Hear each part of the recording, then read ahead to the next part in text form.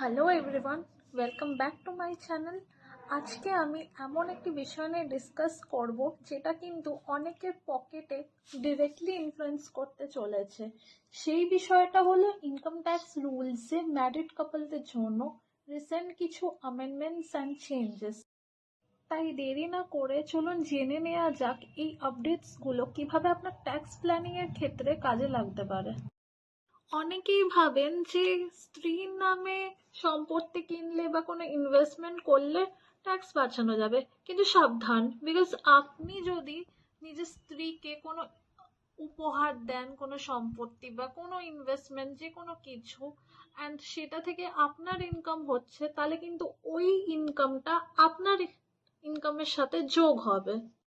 Basically government এটা করে যাতে কেউ ট্যাক্স ফাঁকি দেওয়ার জন্য সম্পত্তির রাইটস হস্তান্তর না করে। ম্যারিড কাপলদের ক্ষেত্রে ক্লাবিং কখন প্রযোজ্য হয়? নাম্বার 1, ইনঅ্যাডিকুয়েট কনসিডারেশন ছাড়া যদি আপনি আপনার ওয়াইফকে কোনো অ্যাসেট ট্রান্সফার করে থাকেন আর সেই অ্যাসেট থেকে কোনো রেন্ট বা ইনকাম পাওয়া যাচ্ছে, তাহলে সেই ইনকাম কিন্তু আপনার ইনকামের সাথে অ্যাড হবে।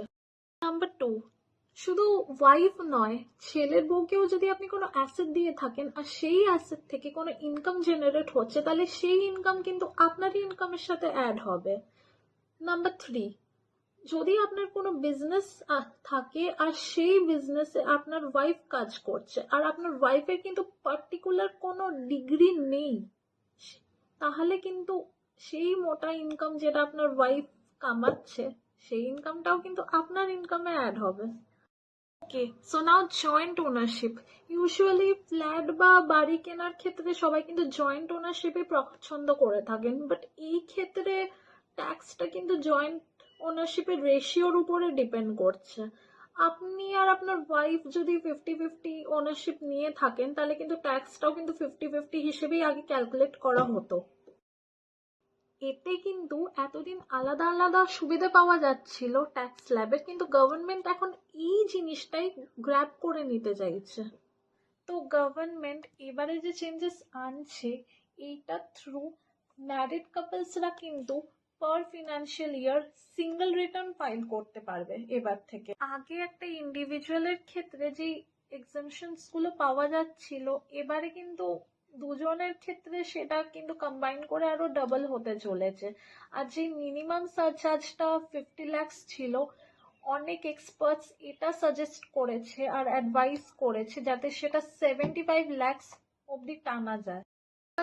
ট্যাক্স স্ল্যাব রেটস কি কি থাকছে সেটা এখনো কিন্তু পুরোপুরি ক্লিয়ার নয়। সো বাজেট সেশনস না আসা অবধি সেটা কিন্তু আমরা কেউ এখনো কিছু বলতে পারছি না। তাই বাজেট সেশনস এর পরে আমি একটা ডিটেল ভিডিও আনবো তখন, যেটাতে তোমাদের ম্যারিড কাপলদের পুরো ট্যাক্সেশনটাই আমি ভালো করে বোঝাতে পারবো। তো আজকে ভিডিওটা এখানেই শেষ করছি, দেখা হচ্ছে আবার পরের ভিডিওতে। Till then, bye and happy learning.